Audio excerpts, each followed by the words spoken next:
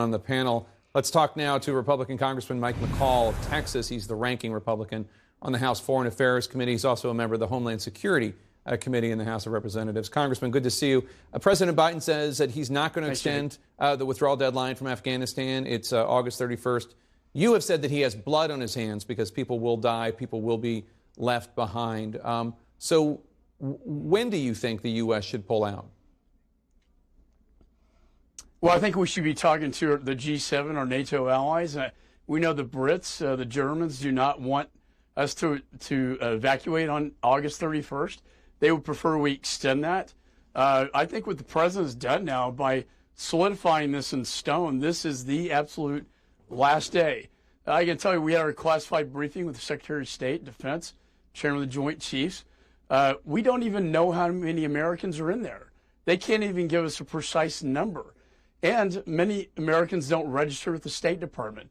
But one thing is clear. There's no way in 7 days we can remove all American citizens, much less our Afghan partners. You and I have talked about the interpreters for many months now. And when that door shuts, I still stand by my statement. He will have blood on his hands because they will execute them upon our withdrawal. Do you think that the U.S. should stay at the airport until every special immigrant visa applicant, every Afghan ally who has applied to get into this program is out? Well, that is what the Secretary of State told us at the classified briefing. We were going to get them all out. That's obviously not going to happen with August 31st deadline. I've always thought, Jake, it should not be timetabled, but rather mission-based. If the mission is to remove and get all American citizens out, which should be the case, and not leave them at the hands of the Taliban. And, you know, these interpreters, they have a bullseye on their back. It should be mission-based, not on a timetable. 7 days, Jake. Even the retrograde itself, they'll be lucky to get that done in 7 days. They're going to leave all these people behind, and it's really hard to watch this. As you know, Biden is concerned, I'm sure we all are, about losing any more American service members in Afghanistan.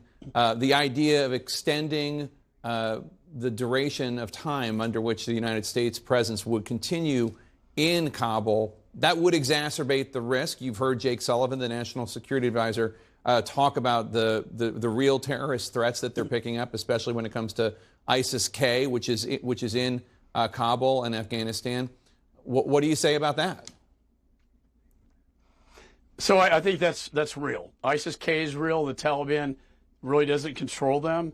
When I was chairman of Homeland Security, ISIS-K, one of the biggest external operation groups, now they're going to thrive in Afghanistan. You know, my point is that why are we letting the Taliban dictate the date that we evacuate out of Afghanistan? It should be the other way around.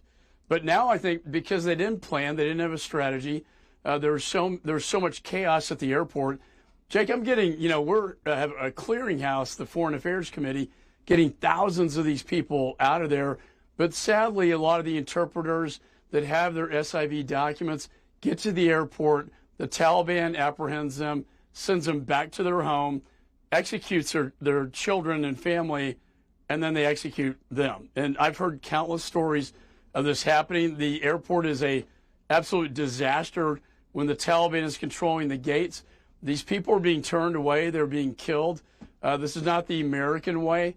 And I think, you know, we should have had a strategy here, but since we didn't, and now we're worried about ISIS-K, we're going to let the Taliban dictate our foreign policy. Let me ask you, because you've been talking about this issue of the special immigrant visas for years, and you and I have been talking about it on this show for months. There are a number of other voices in the Republican Party that are already, whether on television or on tweets or whatever, starting to demonize Afghan immigrants, starting to talk about this is Biden's plan to put more Muslims in the country, starting to insinuate that these are bad people, they're terrorists, et cetera, really rank bigotry. What's your reaction when you see it? Because it is, I wouldn't say it's the prevalent voice in the Republican Party, but it's getting louder. Well, look, all Afghans will go through a screening, vetting process out of country, and I think that's very important. When the Syrian refugee crisis was happening, we didn't have any databases, Jake. We didn't know who they were. We didn't have intelligence. Jay Johnson, Secretary, told me that. I was very much against that. This is a very different situation, particularly when you talk about the interpreters. Talk to any veteran who worked with an interpreter. They were one of their own. They put their lives on the line against fighting the Taliban with our U.S. soldiers, our special forces. You talk to any of our special forces, any of our veterans, they were like brothers. They were vetted to become a part of the unit themselves, put their lives on the line, and for God's sakes, if you're going to do that with our American troops, and we made a moral obligation promise to them, promises made, promises kept, and now with this August 31st, that promise will be violated, and that sends a really bad message across the world. Republican Congressman Mike McCaul from Texas, I know you're working hard to get a lot of these special immigrant visas, as well as American citizens and green card holders, out and to safety. Best of luck with that, and thank you for joining us today. Thanks so much, Jake.